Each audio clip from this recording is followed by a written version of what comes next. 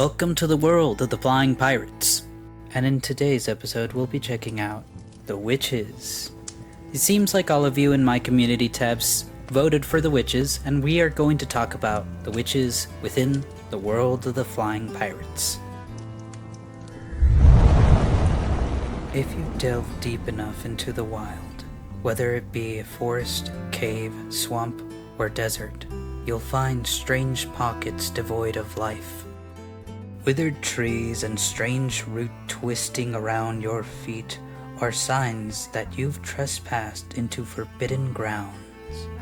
Whispers send tingles up to your spine, and carefully carved symbols on trees and rocks fill you with unease. Those who trot unafraid into these realms will soon discover their sore mistake. The creators of these lifeless landscapes are deformed beings and masters of black magic.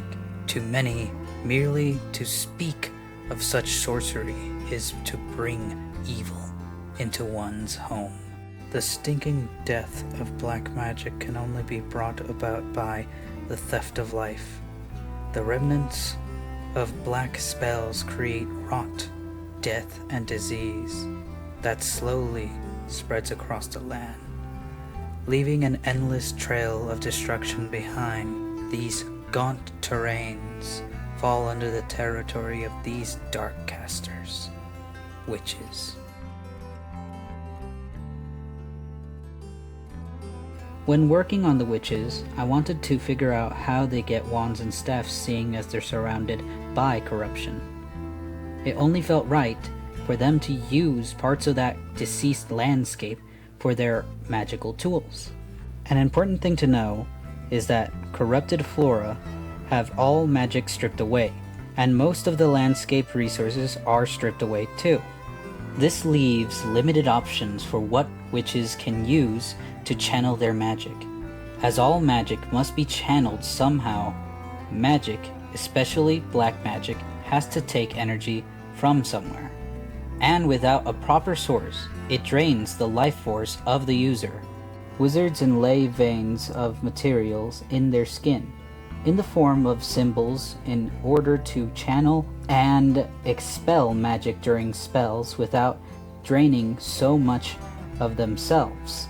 Witches, on the other hand, being the reckless and evil beings that they are, care not about their own deterioration or corruption, if it means acquiring more power. However, even witches must be able to walk. A shriveled leg is no help to them. In order to compensate their potential loss of limbs, and more accurately, means of channeling their magic, witches use their corruption to create their own variations of maliform plants, twisted roots. Twisted roots are the only living things that thrive in this dead, deceased land. In addition, they work as a perfect magic channel for black magic. Witches carefully choose and carve these roots according to what types of magics they want to perform. Straight, narrow roots are perfect for wands when attached to the protected handle, and can create clear beams of magic shooting out in a single direction. Alternatively, a witch may choose a piece of root that spreads out into a smaller branch, greatly resembling a broom, in order to make a staff that makes more of an explosive outward blast, like that of a shotgun. Either way, these magical items must have two things: a handle and a point. The handle acts as an insulator, preventing the twisted root or other magical conductors from absorbing the energy of the caster. Magic can drive energy from the caster in one of three ways: the caster's life force, body, or memories. Witches prefer to use their bodies. After all, who needs a leg when you can replace it with the magical twisted root? Witches prefer using black magic as their main source of spell casting. This, however, should not be confused with dark magic. Dark magic in this world refers to the stars, the moon, and the cosmos, while black magic refers to corruption, rot, and death.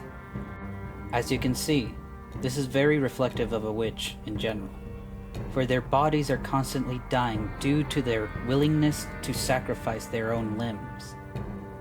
An example of black magic is the moss within the areas they reside. If someone is not careful, this moss will slowly eat away from the person's flesh and muscle tissue. The person won't feel any of the pain.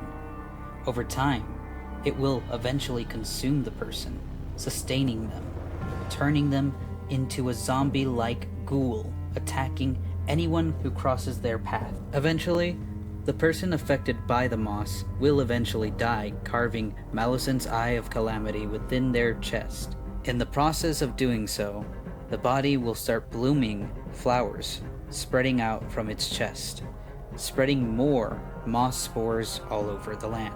Now, I'm pretty sure you guys are wondering if there's any creatures that could survive the dead lands. And to answer that, sort of, the best you'll probably get is probably zombies, amalgamation, skeletons, and even tar slimes. But for now, we'll save that for another video.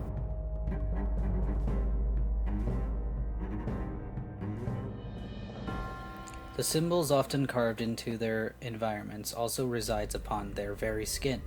As I explained, wizards also do the similar thing.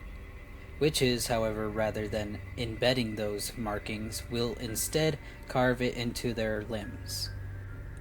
Without these brutal scars to channel black magic and manipulate it in their own evil ways, this will prevent them from using black magic at all. This is a foolish mistake that witches do. Carving symbols upon their skin allows the black magic to flow a lot faster, but with that comes grave consequences to it. You see, every single time they use this magic, their bodies alter and change in shape depending on where they've been located at. Arched backs, long necks, skinny fingers, long legs, to sometimes gaining more limbs the more they use this black magic. With that, they get older over time. And to sustain themselves, to gain more magic, they have to feed upon the young human youth.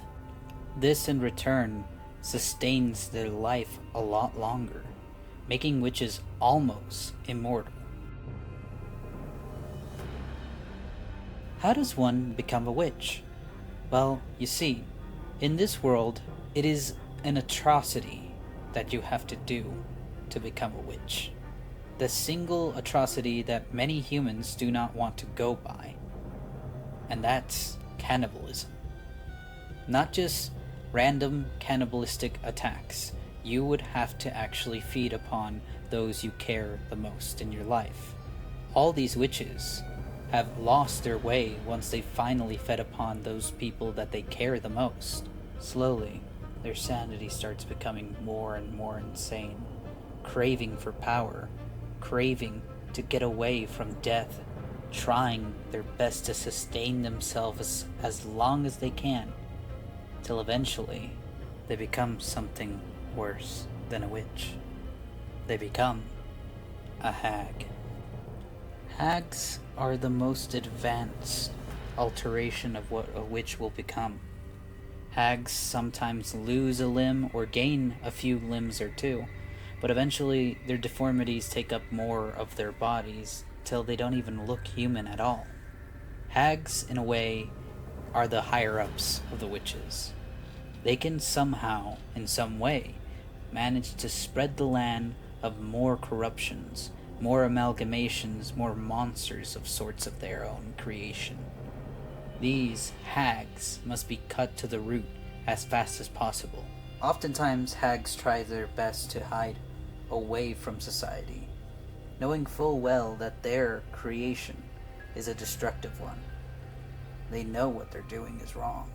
They're more put together than the witches because the witches, their minds are still shattered, while the hags finally accept what they are, and their true intentions become more horrific.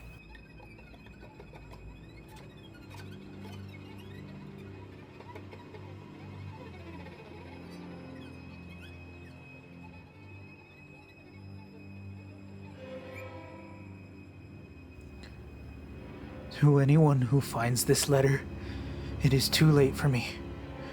I wanted to investigate why it would seem that the rotting swamp was moving closer and closer with every passing year. I wanted answers as to what happened to my brother, to cause him to come back, dragging his decaying body with flowers blooming out of his chest. More importantly, I wanted whoever or whatever was responsible to pay for what they have done. It was a foolish mistake to have gone to the swamp alone. As I went deeper into the swamp, I began to see strange markings all over the place. Some were on trees that seemed to have shrunk down and oozed blood. Others were on the corpses, which seemed to also have the same flowers growing out of their bodies. Eventually, I stumbled to the cave. As soon as I went into that cave, what I saw horrified me. A large mass of arms, all twisted and mutilated. Its legs made out of the same rotting roots, and most of its arms seemed to have some of those markings freshly carved on. Whatever that thing is, it is most likely following me, as its mutilated arms reached for its staff and blasted a large web-like fungus. It seemed to start decaying anything that it touched. And the only reason I know about that is because my arm must have gotten hit by the blast. As I was running, I looked back. Its excessed arms almost behaved like a nose. It seemed to sniff around, running in every direction before eventually pointing in the direction I was headed. I implore, whoever finds this letter, please, you need to...